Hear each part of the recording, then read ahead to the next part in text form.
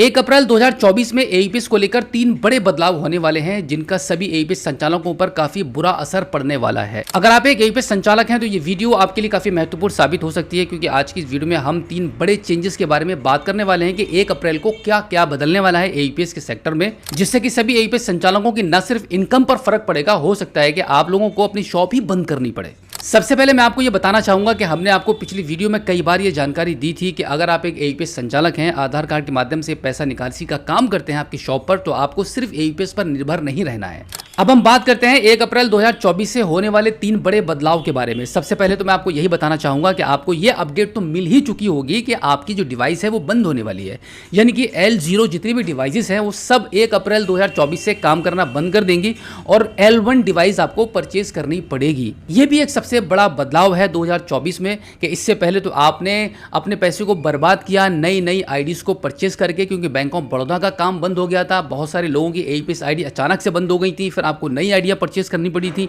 आप अभी इस वक्त जो डिवाइस का यूज कर रहे हैं वो डिवाइस आपकी बिल्कुल बेकार हो जाएगी, नई डिवाइस में पैसे खर्च करने पड़ेंगे, L1 डिवाइस आपको परचेज करनी पड़ेगी। अब हम बात करते हैं कि दूसरी अपडेट क्या है। दूसरी अपडेट निकलकर सामने ये आ रही है कि 2FA जब भी आप करेंगे तब आपका चार्ज कटेगा आपके पोर्टल से, जो कि आपको हमने पिछली वीडियो में इसकी जानकारी दी थी। ये भी एक बहुत बड़ा बदलाव है एईपीएस के सेक्टर में, जो कि आप लोगों को तोड़ कर रख देगा, क्योंकि एक दिन के अंदर अगर आप 50 बार 2FA करते हैं तो आपका 50 रुपया डिडक्ट होगा, यानी कि 1500 रुपए से लेकर 3000 रुपए तक आपका मंथली आपके पोर्टल से डिडक्ट होगा अगर आप एक एईपीएस का अच्छा काम करते हैं। इसीलिए मैंने आपसे कहा था कि एईपीएस पर निर्भर आपको नहीं रहना है, इसके अलावा और भी दूसरा काम आप तलाश कर लीजिएगा। और इसी के साथ मैं आपको बता दूं कि बहुत सारे एईपीएस संचालकों के दिमाग में ये भी सवाल उठ रहा है कि भाई आप प्राइवेट पोर्टल के एईपीएस को आईडी बंद करके किसी भी बैंक का सीएसपी ले लें। तो मैं आपको बता दूं कि किसी भी बैंक का सीएसपी आपकी मर्जी से आपको नहीं मिलता है, क्योंकि आप अगर आपके एरिया में एक प्राइवेट पोर्टल के माध्यम से काम कर रहे हैं तो आपको पता ही होगा कि आपके एरिया में जो भी होम ब्रांच है, जैसे state bank of India, bank of Baroda, bank of India, ग्रामीण बैंक, इस प्रकार की जितनी भी बैंकें हैं जो सीएसपी प्रोवाइड कराती हैं,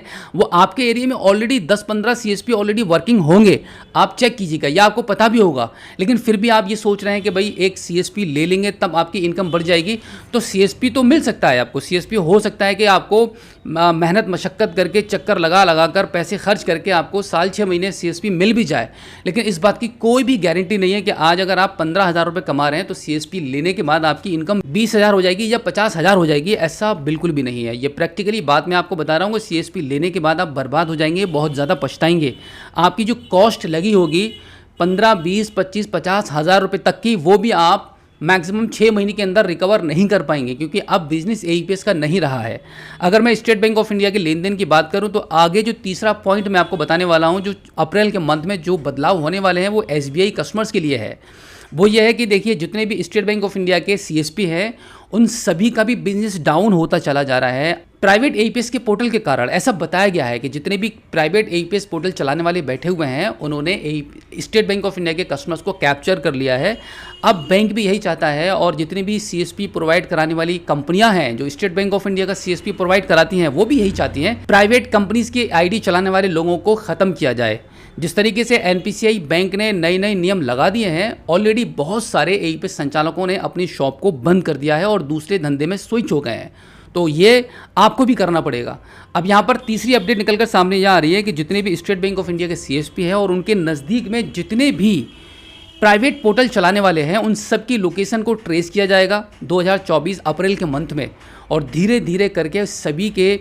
आईडी पर एईपीएस के ट्रांजैक्शन को डिसेबल कर दिया जाएगा। कि अगर आपकी shop state bank of India के सीएसपी के नज़दीक में है तो कुछ ही टाइम में आपको ये देखने को मिलेगा कि आपकी आईडी से स्टेट बैंक ऑफ इंडिया का ट्रांजैक्शन नहीं हो रहा है, बल्कि दूसरे गाँव में जहाँ पर स्टेट बैंक ऑफ इंडिया का सीएसपी नहीं है,